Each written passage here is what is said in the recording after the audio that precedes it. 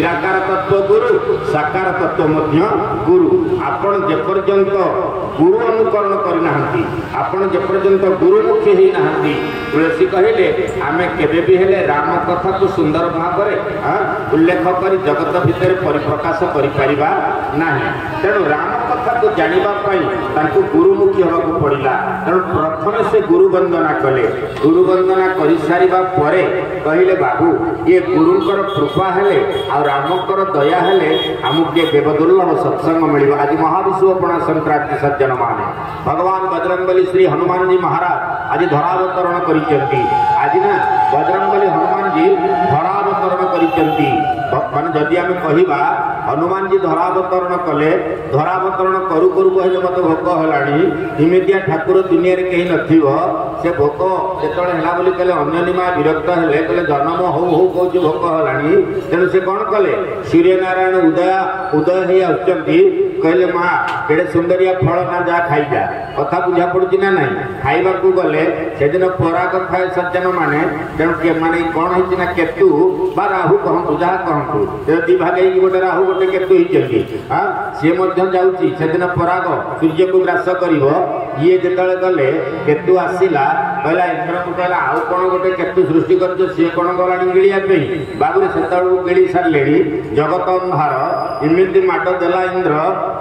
हनु हाड़े वज्र बाजिला मूर्छा होकर पड़गले। जदि मूर्छा होकर पड़गले सबू जाक देवता कहले कथा सरला गोपा पवन कौन हम ठिकाना ना बाबू सबू हम पानी न पीले दिन दिन बंचीज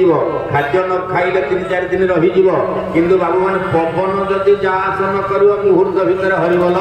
भय बुझ ना नहीं। तेणु प्राणवायु को बंद करदे मुहूर्त लगे क्या पवन को टलमटल है भगवान को छाड़देले समस्त पवन आवश्यकता अच्छी ईश्वर पवन आवश्यकता नहीं। ऋग्वेद कहले अनिदवातम सदया तदेकम माने एपरी एक सुंदर तत्व जे कि बिना वायु रे निश्वास प्रश्वास ग्रहण करे आ से जगह एमती मत जतले आपन देखबे आपन टिके फोन नंबर देले मु कहबे आपन टिके फोन नंबर देले ठाकुरंकर भी जगह अछि जे तेनु के जगह ऊपर गवेषणा करूनो कि ताको नंबर मोटे मागुनो जे नंबर के मागुती दियो दियो तम नंबर देलो न तद भाषयते सूर्य न शशांक न पावकः यद्गत्वा ननिवर्तन्ते तद्धामं परमं मम मो धाम से निजे डिक्लेयर करी मोर से धाम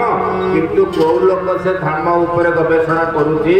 ना प्रभु को जाई कहूची तुम धाम को टिके मु जीवी मत टिके बाट देखै दियो किछि बोले किछि नाही। सज्जन माने तेणु केते बेले पवन रोकिले समस्त जानी गले कहले नहीं नहीं नहीं नहीं हबनी हबनी हे हे तांका पुओ को केमती भल कर जेटो इंद्र आइले कहले मो वज्र काटिबनी शिव कहले गोटे कथा करे मो पाशुपत अस्त्र तते किछि काम दबनी ब्रह्मा कहले मो ब्रह्मास्त्र काम दबनी तो देह वज्र हो जाऊ कौन सी प्रकार अंगरे तोर कौन सी जिनिस काटु करबनी कहीकि तुम कौन कले कहले जेहेतु हाँ कौन होती हनु हाड़े वज्र बाजी थिला आज ठार तो ना हनुमान बोल आनंद कंद भगवान की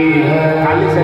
सज्जन माने हनुमान शब्दर प्रकृत अर्थ कौन जानिछ हनुमान शब्दर प्रकृत अर्थ है मान हनयती जस अहंकार अभिमान को जो हत्या कर देछि से होचंती हनुमान केते संत केते सरल केते महान केते दिव्य दिव्याति दिव्य एवं सर्वोपरि समर्पण और दास्य भाव यदि काटू शिखिबार अच्छी बजरंगबली हनुमान जी ठार शिखिबा दरकार।